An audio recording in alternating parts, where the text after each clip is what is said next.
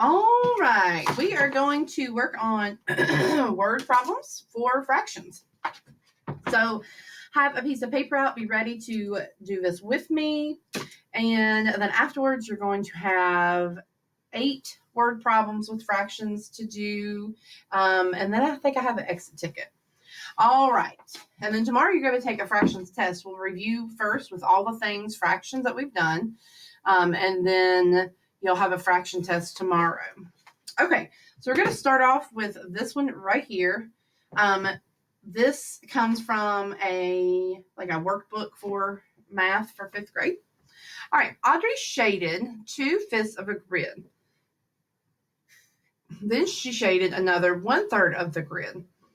What fraction of the grid, did she shade in all?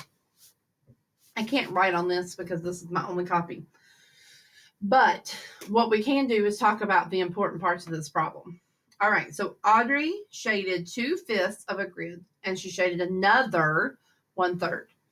What fraction did she shade in all? So in all should be a word phrase that comes to mind when we think of addition. So the only thing we have to do here is add 2/5 plus 1/3. All right, I'm going to set my problem up just like normal. I've got my 5 and my 3 here. You can come to the side and do your M for your multiple to get your denominator. Always do the smallest one first. 3 times 1 is 3. 3 times 2 is 6. 3 times 3 is 9. 3 times 4 is 12. 3 times 5 is 15. 5 times 1 is 5. 5 times 2 is 10. 5 times 3 is 15. So 3 and 5 will get us 15. Okay, so that is our denominator. Okay, what did I do to 5 to get, or what did I do to 5 to get to 15? You multiplied by 3. What you do to the bottom, you do to the top. 2 times 3 is 6. What did I do to my 3 to get to 15? You multiplied by 5. What you do to the bottom, you do to the top. 5 times 1 is 5. So this is addition. So I'm going to say 6 plus 5 is 11, and my denominator is 15. So that is a simple, easy problem there for us. All right. We're going to do 1, 2, 3, 4. We'll do 4 or 5. All right. Isaiah is reading a book. He read 5/8 of the book last week and 1/4 of the book this week. What fraction more of the book did he read last week? More of the book did he read last week? So here, we're going to find out he read 5/8 of the book last week and 1/4 of the book this week. How much more did he read last week than this week? So how much more signifies that we need to subtract. Okay, so please make sure that you're doing these with me. So 5/8 minus 1/4. All right, set my problem up.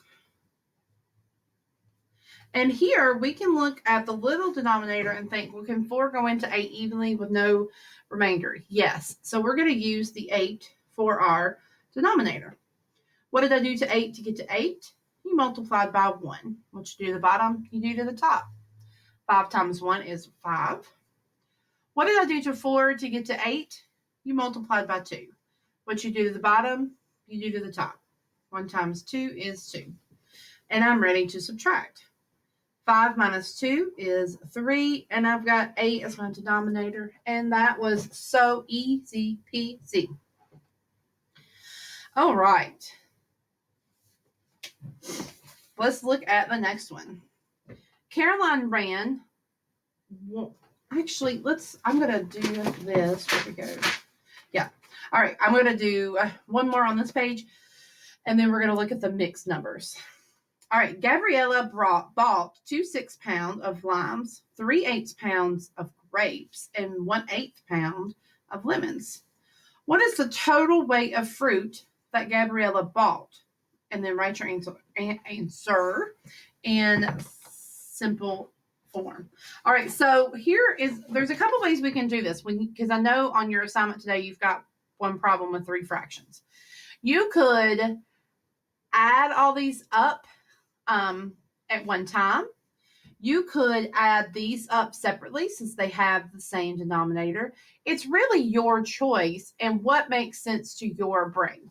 So I think what makes sense to my brain, I'm going to put my fractions right here, 2, 6, 3, 8, 1, 8. So we want total weight. So that means that we're going to add them all together. So I am going to add 3/8 and 1/8 together first because they have the same denominator, and I think it'll be a little bit easier to do it this way. So 3 plus 1 is 4, so that is 4/8. I can reduce that. And when you reduce something, you want to make sure that you reduce it the smallest way you can. You can use a multiplication chart, which that reminds me, I need to make sure I put a multiplication chart in your assignments tomorrow. Let me write that down real quick so I don't forget. Okay. So you can find 4/8 on your multiplication chart. Make sure that they're on top of, like the 4 is on top of the 8. You can even have a number in between them, but on this one you would still have to reduce. But if you find the ones with the least amount of numbers between the two numbers, the fractions, that'll get you the reduced fractions. That would be 1/2. Or you could look at this and say, well, 4 can go into 8, so let's divide both sides in my magical box by 4. 4 divided by 4 is 1, 8 divided by 4 is 2, and you get 1/2. Okay, so now you're going to take this 1/2 and my 2/6, and you're going to add them together. Okay, so you're going to add them together because this was part of the original problem, and this was what those two fractions equaled. So I'm going to take 2/6, and I'm going to add it to 1/2. And looking at that, I can say, well, 2 can go into 6 evenly without dividing, without a remainder. So that means 6 can be my common denominator. What did I do to 6 to get to 6? Well, I multiplied by 1. What I do to the bottom, I do to the top. So 2 times 1 is 2. What did I do to the 2 to get to 6? You multiplied by 3. 1 times 3 is 3. 2 plus 3 is 5, 6. So our answer here is 5, 6. So all that work to get that one answer. Okay, let's move on to whole or mixed numbers. All right, we'll do 2 problems of these. Alexander made a rectangular drawing. The width of the drawing is 5.5 inches. The length is 1 7/8 inches longer than the width. What is the length of the drawing? Okay, let's read that one more time. He made a rectangular drawing. The width of the drawing is 5.5 inches. The length is 1 7/8 inches longer than the width. What is the length of the drawing? So we're going to add those two together because you have the width, and they're saying that it's the length is a little bit longer than that. It's that much longer than the width. So we're going to add those together. So what am I doing? So 5.5 plus 1 7/8. All right, here. I want you to do this one by yourself. Pause me. And then I would help you if I showed you. Pause me, and then we will talk about what the correct answer is. So pause me.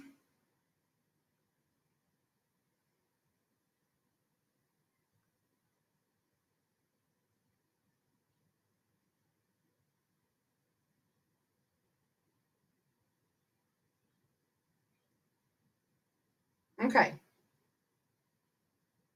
Now, let's look at this and think about what would be our common denominator. Can 2, you look at the smallest denominator and go to the biggest. Can 2 go into the 8 evenly without a remainder? Yes. So 2 can be divided into 8 evenly, so 8 would be our denominator. What did I do to 2 to get to 8?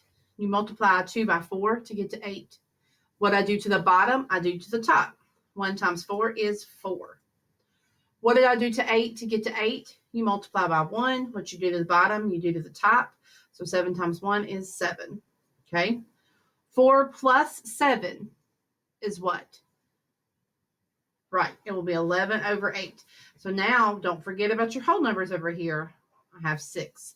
Can we leave our answer like this? No, you cannot leave your answer like this. This is a improper fraction right here. So you cannot leave it like that. So you're going to forget about this whole number again for a moment. You're going to take this fraction and divide it. You're essentially saying 11 divided by 8 when you have a fraction like this. By any fraction, that's what you're really saying. You can look at it that way. So this is 11 divided by 8. So I'm going to come down here. 11 goes into my box, okay? So it's like if you push that 11 over, that fraction bar is going to come down and the 11 is going to get trapped. 8 will go into 11 one time. 1 times 8 is 8. 11 minus 8 is 3. My brain stopped. All right, so circle these answers. And then you're going to come up here. The answer to the division problem is always the whole number. Always. Your leftover subtraction answer is going to be your new numerator. And then your denominator stays the same. All right. But that's not our answer. Nay. We've got to remember to add that 6 to that. Okay. So our real answer is 7 3/8. I know, so many steps, but that's what you have to do with fractions. Okay, last one. All right.